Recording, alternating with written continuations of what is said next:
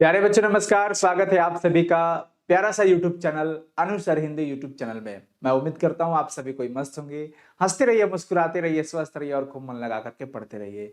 प्यारे बच्चों, लगातार आप सभी का जो कमेंट्स था लेखक परिचय को लेकर के, तो हम आ चुके हैं आपके साथ।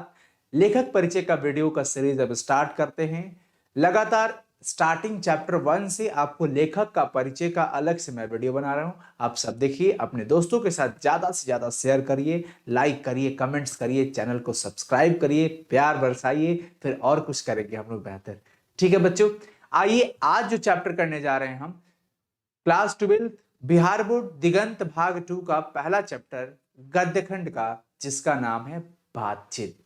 और इसके रचनाकार हैं बाल कृष्ण भट्ट जी।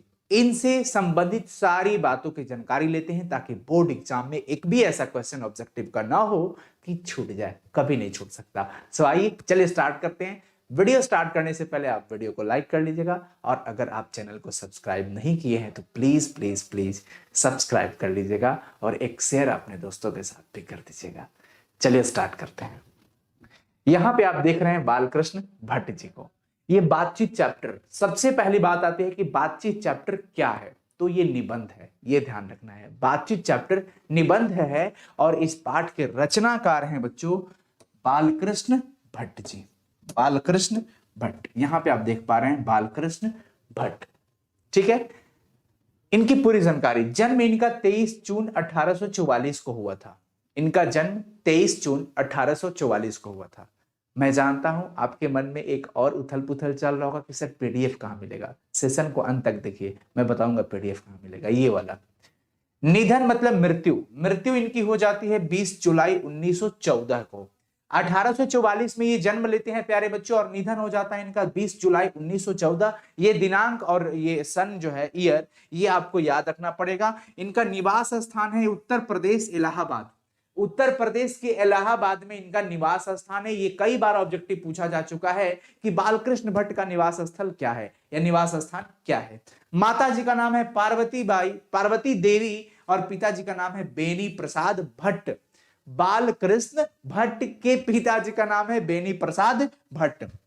इनकी शिक्षा जो हुई है बच्चों, प्रारंभ में संस्कृत का अध्ययन इन्होंने किया। 1867 में प्रयाग के मिशन स्कूल से एंट्रेंस की परीक्षा दी। ये कमाल का सवाल है, कई बार पूछता है कि एंट्रेंस वाला जो मिशन स्कूल से एंट्रेंस का एग्जाम इन्होंने कब दिया था? 1867 में। जी हाँ बच्चों, 1867 में। याद रखना, इसे पेन पेपर रखो और नोट कर लो। ये सारी बात आपके पास नोटबुक में होना चाहिए, नोट करते चलना। ठीक है, आगे देखो।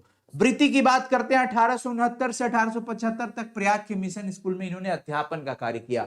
ये 1869 से लेकर के 1875 तक, यानी कि करीब करीब 6 वर्ष तक ये प्रयाग के मिशन स्कूल में अध्यापन का कार्यक्रम करवाए हैं।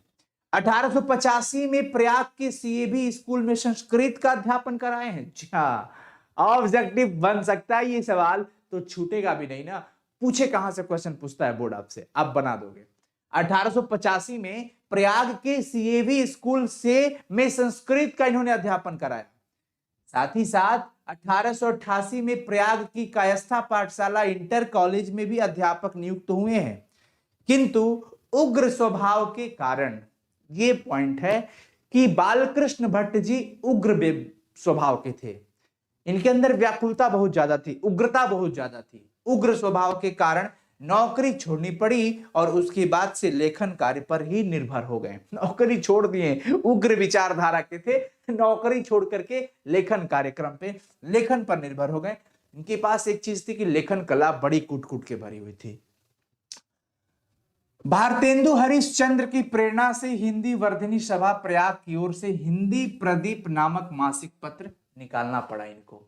ये सवाल बड़ा ट्रेंडिंग में रहता है, यानी अगर आप क्लास 12 के विद्यार्थी हैं, बिहार बोर्ड से हैं, तो ये सवाल आपको कहीं ना कहीं देखना ही पड़ा होगा, क्योंकि ये बार बार पूछे जाते हैं एग्जाम में। तो प्यारे बच्चों, हिंदी प्रदीप पत्रिका, हिंदी प्रदीप पत्रिका किनकी है? बालकृष्ण भट्ट की मासिक पत्रिका है, और ये भारतेंदु हरिश्चंद्र की प्रेरणा से इन्होंने मासिक पत्रिका निकाला। भट्ट जी ने 1886 में लाला श्रीनिवास दास के संयोगिता स्वयंवर, ये भी सवाल पूछता है। संयोगिता स्वयंवर किनकी रचना है? बच्चे सोचते हैं कि यार ये तो पहला चैप्टर का है, यानी कि बालकृष्ण भट्ट का होगा, लेकिन नहीं। हाँ, पहला चैप्टर में इस बात की चर्चा है, लेकिन ये रचना किसकी है? लाला श्रीनिवास दास जी की है। ये मत भूलिएगा आप लोग, ये लाला श्रीनिवास दास जी की रचना। अगर आपसे पूछे संयोगिता स्वयंवर किसकी रचना है, तो लाला श्रीनिवास दास जी की। और 1886 में इस रचना पर इन्होंने आलोचना किया, कठोर आलोचना किया।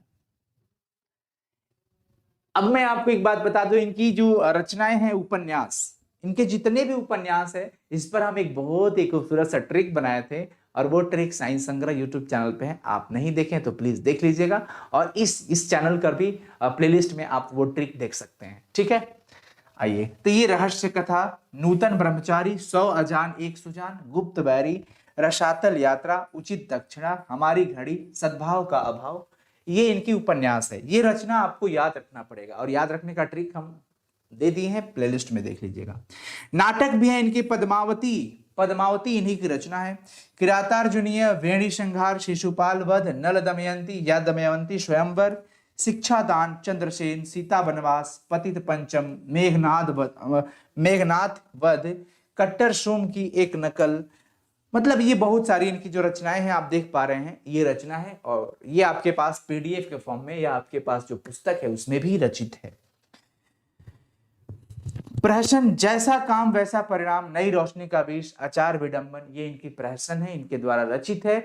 निबंध इनके जो है 1000 के आसपास निबंध है, जिनमें 100 से ऊपर बहुत ही महत्वपूर्ण है। अब ये सवाल पूछे जा सकते हैं कि बालकृष्ण भट्ट के अभी तक कुल कितने लगभग निबंध है, तो 1000 निबंध है, और इन 1000 निबंधों में से 100 बहुत ही महत्वपूर्ण है। ये बात यहां पे जिक्र किया जा रहा है प्यारे बच्चों, कि 1000 के आसपास निबंध है, जिनमें से 100 बहुत ही महत्वपूर्ण है। अब एक सवाल बनता है कि बालकृष्ण भट्ट जी किस युग के रचनाकार हैं? भारतेंदु युग का। याद रखिएगा, अपने नोटबुक में लिख लीजिएगा, बालकृष्ण भट्ट जी भारतेंदु युग के रचनाकार थे, भारतेंदु युग के।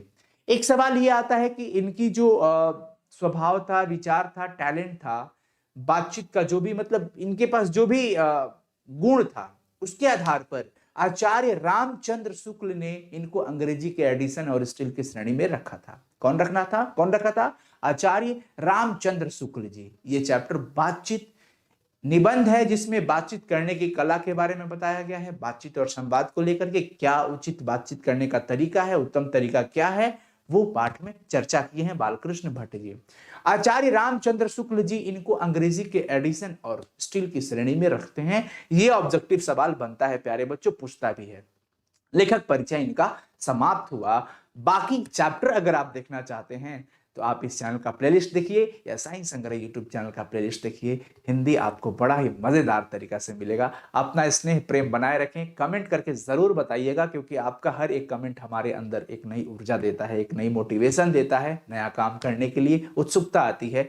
तो प्लीज आप स्किप ना करिएगा, कमेंट जरूर करिएगा, अपने दोस्तों तक इस वीडियो को शेयर करिए, अपना प्यार बरसाइए, स्नेह दीजिए, लाइक करिए, कमेंट करिए, चैनल को ज्यादा से ज्यादा दोस्तों से सब्सक्राइब करवाइए। आप भी सब्सक्राइब करिए।